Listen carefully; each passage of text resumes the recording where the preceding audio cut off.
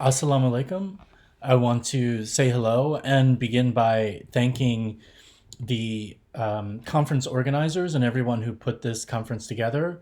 And I want to express my sincere gratitude for the opportunity to provide this presentation today. It's a genuine honor for me, and I really appreciate it. I had hoped to be with you all in April, and obviously circumstances didn't let that happen.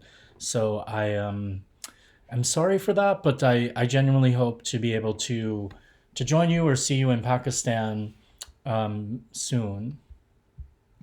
I wanted to mention, since my last presentation, that I'm now a board member, part of the board of trustees for the American Institute of Pakistan Studies, and this is a network of universities around the United States who have a number of people at their institution who are interested in studying Pakistan and its history and culture and different assets. So it's now housed at the University of Wisconsin. There's an annual meeting and some different opportunities and fellowships for students and academics, and also some occasional opportunities for joint conferences between the United States and Pakistan. And that's something I'm hoping I can work on and contribute to in the future. So, with my talk today, in one of the past conferences, I talked a little bit about international partnerships, and that's something that I wanted to talk a little bit about today because that's kind of been the focus of my attention over the last year. For the last 2 years, I've had a project working with Afghan faculty members, uh, and that basically brought together Afghan faculty in different fields as clusters, and it was sort of the some of the younger but leading faculty members in different fields. The first year we started with public administration faculty, um, and then the second year from economics, and these were faculty members from all around Afghanistan. And the focus of the project, I'll get to in a minute, but but it did have a very, I think it was a very influential project, and there was really a great outcome from it. And I think the reason it's been of concern to me recently is because I've been compiling the data from the project together for final reports. Obviously, right now with the current pandemic, the project has been basically stopped, and it's a little unclear whether it will be repeated again in the future or whether we'll have similar projects. Um, but then too, because um, to look forward and looking at our current pandemic, it's made me think about the need for partnerships and collaboration. So I first started the first university partnership I was of it or was worked on was 2012, and that was with Pakistan. We had Ball State had collaborated with Qadi Azam University for a partnership, and we brought over to the United States some students who were interested in working as faculty members in Pakistan. And most of them are now at different universities around Pakistan, but it was from the American Studies Center, and we worked with them on their research projects. Most of them were interested in research projects related to the United States, so we helped collaborate with them and set them up for sources. And I think it was with resources, and it was in that time that I really realized that a major component, I think, of well, and research bears this out, but that of collaborations and partnerships between the United States and institutions in South Asia are relationship building. That relationships are really essential, and it's just hard to substitute anything for that person to person contact, which is really really important. And so, as I said, my most recent project was the Afghan Faculty Development Program. Um, so the basic reason for this was to broaden the professional skills of Afghan faculty members, provide insight into the U.S. system of higher education, and increase mutual understanding between the United States and faculty in Afghanistan. And in addition to that, I think, as I just sort of mentioned, the what the Ministry of Higher Education tasked us with was uh, redesigning the curriculum in those different fields for Afghanistan. And we were effective in doing that. We put together a very large proposal.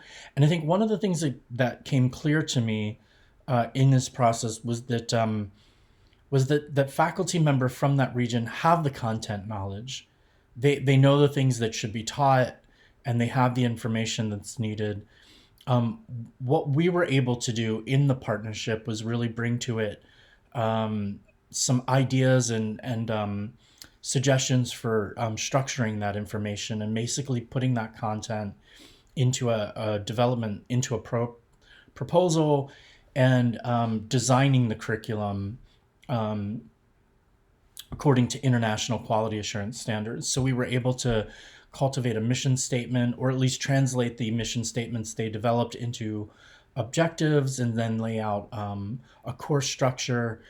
And we also found that, I think, given the history of the country, the course structure and the curriculum was either outdated, or because of recent events had been sort of cobbled together. So for public administration, for example, um, they had just sort of taken some sections of different existing programs and sort of pulled them together for this different area. So by the faculty knew the content, they knew the courses they needed, and we even verified the information they put together with experts from around the world in the different fields. So we validated it, but they had that information. We just needed to help them put it together. And in compiling data from our program, we did find that the program was effective, that it did have a major impact on their ability to design curriculum, to cultivate research methods, and develop new teaching strategies. And in some of the slides here, I've shared some different photos from the project. Um,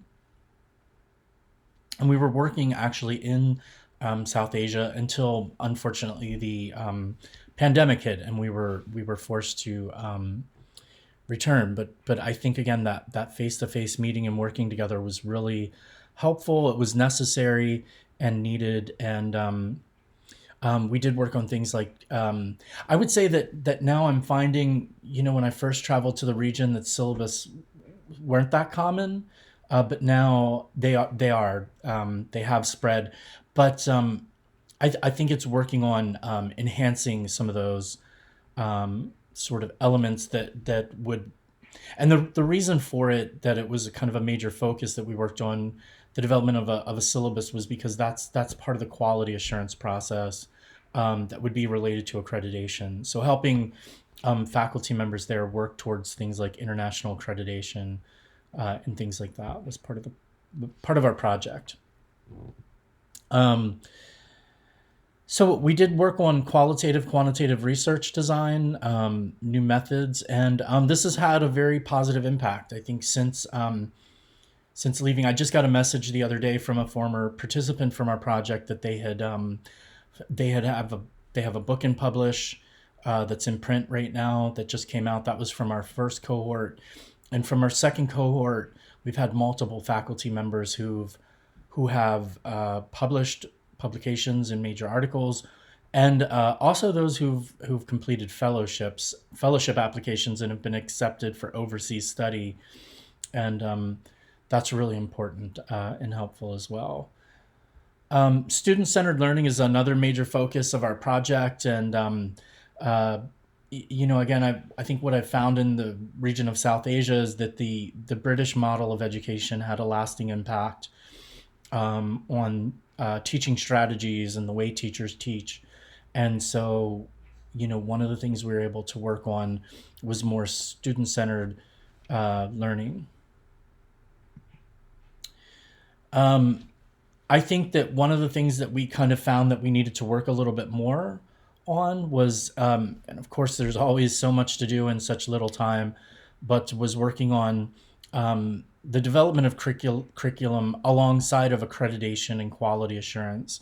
how to develop programs that would adhere to accreditation standards and would help Afghan faculty become accredited. So, so one of the things again that I really want to emphasize with this talk is that there are different ways these kind of partnerships and collaborations can be conceived and developed, but one of my concerns right now with the pandemic sort of shutting these down is how much of an impact these projects that I've worked on have had on enhanced relationships and intercultural understanding, helping people from the United States better understand Afghanistan and Pakistan and countries in South Asia. And likewise, for those countries, for academics and people who will influence the country for years to come, for them to understand, the United States, and culturally for us to kind of understand the similarities and differences in our approach to education and things like that. And so that's one thing that the project had a major impact on: relationships and relationship building. So again, I think that there are different ways to conceive of these partnerships, and one of the things that's very helpful is defining the kind of responsibilities and better understanding the different skills and things that the different faculty members from different sides of the partnership sort of bring to the project. And again, in our recent project, that was our faculty, our colleagues, bringing the content and the knowledge of the programs, and us sort of helping them cultivate that into a proposal. One of the things I've noticed is that, with now the projects moving to a kind of virtual format or online format, I think there are a lot of challenges. Time is one. One of the things that we found that I wanted to mention that I think was important is that in the region of South Asia, I found that video conferencing as a mode to collaborating and online teaching has grown quite significantly. I find faculty do have access to Zoom and Skype and different video conferencing software, and that software too is becoming easier to use when there are limitations with broadband and connectivity and some of those things. I think what I've found that's a challenge in the region is that course management systems are lacking, and these would be things like Blackboard or Canvas or Moodle, systems that faculty or teachers use to organize content and give students access to the content and information. And I wanted to talk a little bit about, with the pandemic, some of the things we've noticed here in the U.S. that I think are relevant to Pakistan, and some of the similarities in issues that we're facing. And one would be the digital divide, and that's something that's relevant to Pakistan, but also to the United States as well. And Ball State has published, a group of faculty from Ball State recently did a study in Indiana and found that somewhere between almost 70 to 84,000 school-age students do not have access to the internet at home. And those are significant limitations. In the United States, about 11 million students, it's estimated, have lack of access to a computer, and about 9 million without internet. And then, of course, even those who do have access have sometimes limited access, limited broadband. And in particular, I posted a map here of Indiana, and in the darker red, those are the more, generally speaking, these would be the more rural areas of Indiana, areas with a lot of agriculture and farming. And those are the areas with the biggest gap. The darker red are the biggest gap. The areas in white would be the most limited. And the white in the map that I'm showing you would be like Indianapolis, one of our major cities, where there is internet access available. But the red and darker red would be rural areas with very limited. And of course, the other thing that's similar that with Pakistan is that those lacking access to internet are also sometimes the most vulnerable students. There's students who are already at risk of falling behind, students in poverty, and students who are vulnerable of losing time. So that's a major impact. There's a number of different solutions that people are working on. One example would be in my own school district. Some of the school buses that haven't been in use because of the pandemic, at least during the time where they were out of use, were hooked up with Wi-Fi and circulated around the community as hotspots to provide Wi-Fi access. And then Ball State University as well set up hotspots for Wi-Fi access in parking lots to try to extend connectivity to students. I thought I'd mention as well that if we were able to increase broadband to these more rural areas and expand access, it could have a potential of a $12 billion. One estimate is an economic impact of $12 billion over a 20-year period. And my guess would have to be that Pakistan as well would benefit tremendously from expanding high-speed, broadband internet access to more rural areas.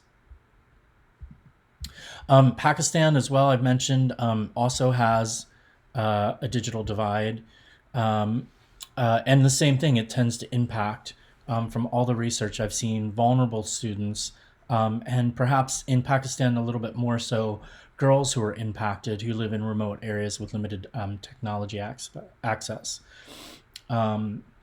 Broadband, again, is available in Pakistan's larger cities, and smartphone participation from research I've seen stands at about 51%. But only about 1 million children have regular access to digital devices and bandwidth.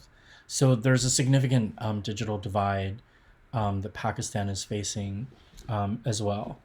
And then I know one of the things I've read about that I'm interested in learning more about is that more students do have access to televisions. So that's one way that Pakistan is trying to sort of meet the needs of students. So I think it's interesting to look at the way the different countries are trying to bridge some of these divides and gaps. I think in both countries, it's important for academics and researchers to provide information to governmental agencies seeking to address these issues. And I wanted to point out that the impact of the pandemic, and in an earlier slide, I had a note that right now, there's limited information, obviously, on what the long-term effects are going to be. But in the United States, we had an event known as Hurricane Katrina, where a large number of families were displaced for a long period of time. And it had a significant impact on the learning of those students and also on their mental health. And my guess would have to be that the pandemic will likewise show a similar impact on, with gaps in learning for students, and then a mental health impact as well. That I, think schools should tend to brace for and seek to address. So one of the things that, in terms of the impact of the pandemic, they're terming it the kind of COVID slide. And this is research estimating that in the United States, there will be a significant gap in gains in reading and mathematics for students, lower grades, and some likely to fall almost a year behind, given the closure of schools in the spring and then over the summer. And what I've noticed for this talk, I did a review of literature and tried to find as much as I could on Pakistan and the region of South Asia as a whole. And I found that research to be limited for primary and secondary age students. There is a growing body of literature on university students and the way university students have been impacted by the pandemic. But unfortunately, that's been there's at least less publicly available information right now from what I've seen on primary age students. So I'm hoping that will be addressed, in the coming year or years.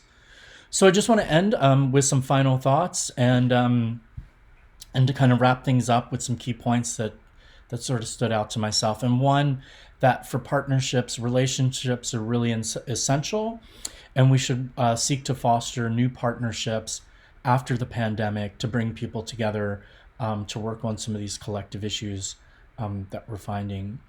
And that I think that while we can try to structure these through technology, distance technology, there's really a need for person-to-person contact and in-person partnerships in international projects. We need to address common issues like the digital divide and ways to strengthen equitable and engaged interactive learning. So I would like to see future partnerships really and maybe collective projects work on addressing some of these issues and seeking innovative ways to try to breach the gaps that exist for students. Find ways to address, the I think what will really be a bit of a crisis in the coming year or two with the gaps in learning that have occurred through the pandemic, and that projects again should seek to really look for innovative ways, things that previously might have seemed unreasonable, to try to support student learning, support teachers, teacher readiness, and I think that things like I mentioned before, for example, the gap with online course management systems to better prepare students to be ready to utilize some of those different technologies and tools, for